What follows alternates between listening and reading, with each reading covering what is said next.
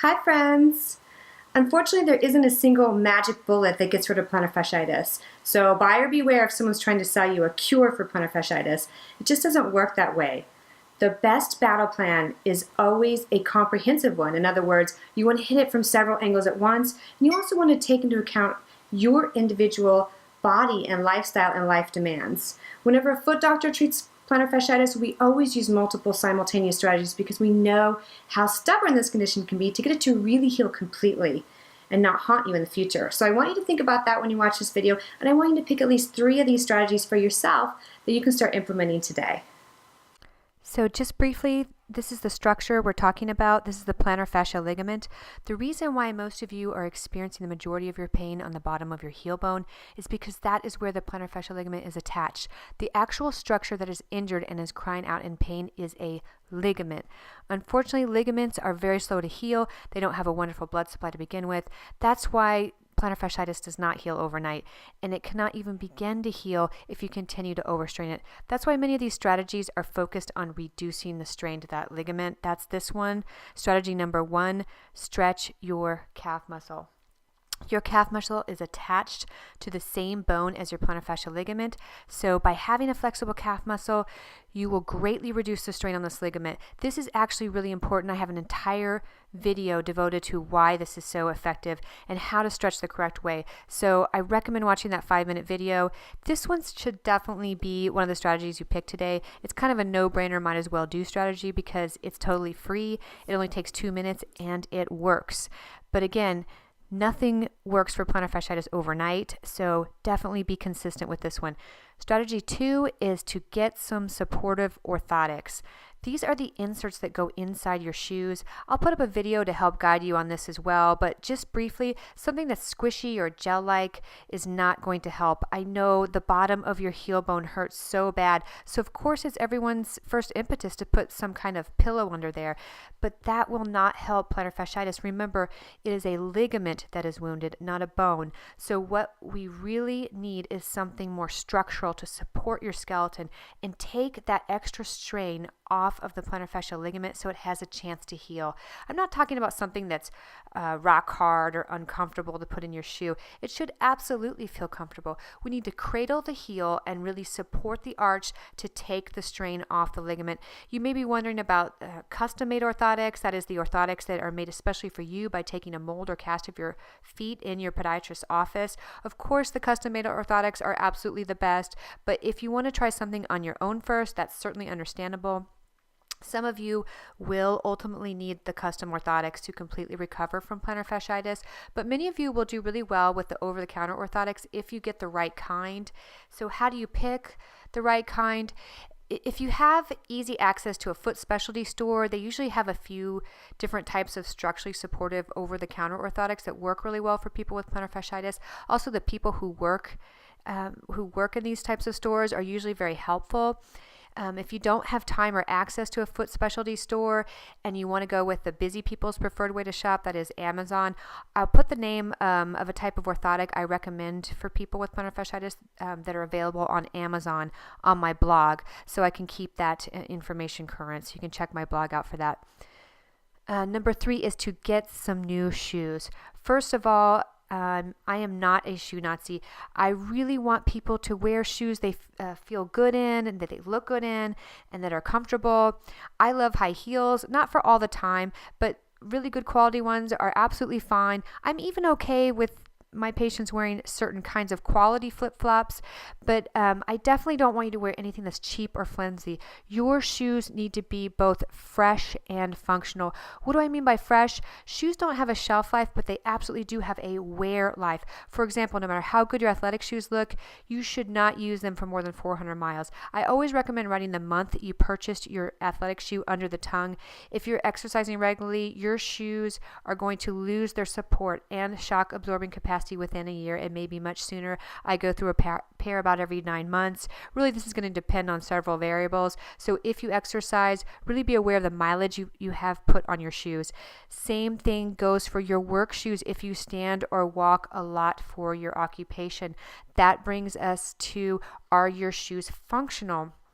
And what I mean by this is, are they comfortable for what you're actually doing in them? The shoes you work in may need a little bit of a heel if you do a lot of standing in one spot, or some extra shock absorption if you walk around a lot on especially hard floors at work. What you are doing often changes throughout the day, so you may need to do a shoe change at least once a day. Really, there are several variables at play here that are going to be different from individual to individual. I go into a lot of detail and answer very specific lifestyle type questions in my book, Killing Heel Pain, because ultimately the best pathway to healing your plantar fasciitis depends on you, your particular circumstances, occupation, activities, lifestyle. So definitely check out Killing Heel Pain if you need more answers and more detailed guidance. Number 4 ties in a bit with number 3. Again, and it's a lifestyle type influence. This is for those of you who are active in your home or do a lot of standing in your house. Get a pair of new shoes designated solely to wear around the house. I do want to say I am not against being barefoot. Being barefoot can be beautiful on a sandy beach or a grassy lawn, and of course around the house. But if you do stand or walk a lot around your house, and if you do have very hard floor surfaces, some wood floors do have good shock absorption, but many do not. Definitely if you have stone, tile, laminate, do yourself a favor and get a special shoe to just wear around the house. And I am not suggesting you wear tennis shoes all the time or wear tennis shoes in your house. What I am suggesting is that you purchase a simple, no socks required, comfy slip-on kind of clog that's great quality, that's designated solely to wear around the house, especially for those of you who are worried about your shoes bringing cooties into your house. Again, if you have a foot specialty or walking store near you, they probably have some simple, good quality options. And for the do-it-yourselfer kind of guys who are always tinkering around the house or working on the lawn, everyone wants to save their old shoes for yard work. I have seen this practice get a lot of my patients into trouble, causing really bad plantar fasciitis flare-ups. Do not wear your old shoes for yard work. You're better than that. Get a new pair of shoes, something that you like that's good quality for you for your yard work. If you truly are a couch potato in and around your house and you don't even stand in your kitchen to fix your meals, then this strategy probably doesn't apply to you. You probably don't even need to bother with this one. Number 5, this is actually one of my favorite treatments for plantar fasciitis because it works really well for people who have had plantar fasciitis for a long time and have really tried everything else. But this can also be used for people who have newer cases of plantar fasciitis because it's completely non-invasive, no needles, no incision, no downtime. It works by jump-starting and stimulating the body's natural healing cascade. It's the treatment of choice for top-level athletes for that reason. It's called EPAT for extracorporeal pulse activated treatment. It's a type of shock wave, and sometimes it's referred to as shock wave treatment, but don't confuse this with electric shock therapy that's sometimes used in the brain. This is totally different. It does not use electricity. It uses a specific type of sound wave. Many of you have experienced sound waves on your bodies used diagnostically, such as an ultrasound or a sonogram, but this type of sound wave is used therapeutically to heal. This is the same type of sound wave that's actually used to treat gallstones and kidney stones without any type of incision. It's also proven to be very, very helpful in many orthopedic tendon conditions as well as ligament conditions such as plantar fasciitis. The treatment protocol varies depending on the machine, but typically this is done in the doctor's office without anesthesia. Usually there are 3 treatment sessions, about 5 to 10 minutes each. You can walk out on your own 2 feet with 0 downtime. So this is especially ideal for patients who have plantar fasciitis bilaterally or on both feet. We can treat both feet at the same time. Again, this treatment is done by a physician. So that brings us to number 6. See a podiatrist, also known as a foot doctor.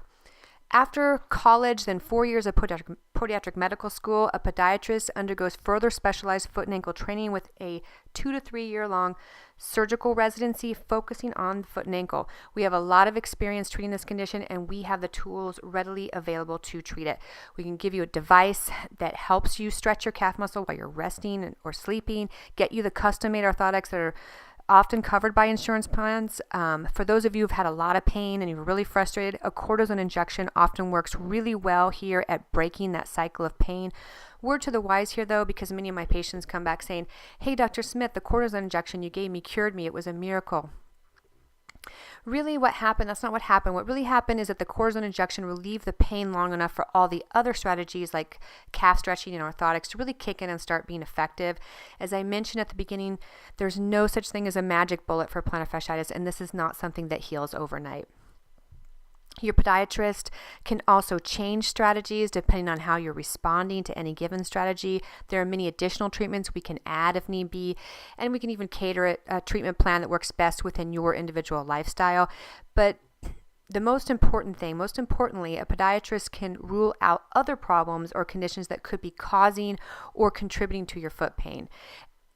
X-rays will be taken of your foot and evaluated, and you will get a thorough foot examination by a foot expert. So especially if you are in any doubt, please do yourself and your body a favor by having a medical evaluation by a foot expert. Some of you will ultimately need surgery to get complete relief, and we can certainly offer that when it's necessary. For some people, that will be the right decision.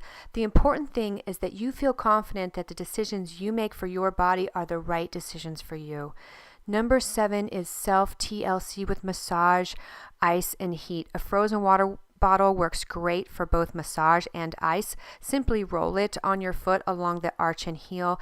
Now, plantar fasciitis is not truly an inflammatory condition. It's actually a degenerative type injury, but oftentimes in medicine we have a situation that we describe as acute on chronic, meaning that even though the underlying condition is chronic in nature, you can have an acute flare-up on top of that that really adds to the amount of pain you're having. So that's why many anti-inflammatory type strategies such as ice or ibuprofen or a cortisone injection can really help relieve a lot of pain. So ice can be great for that reason.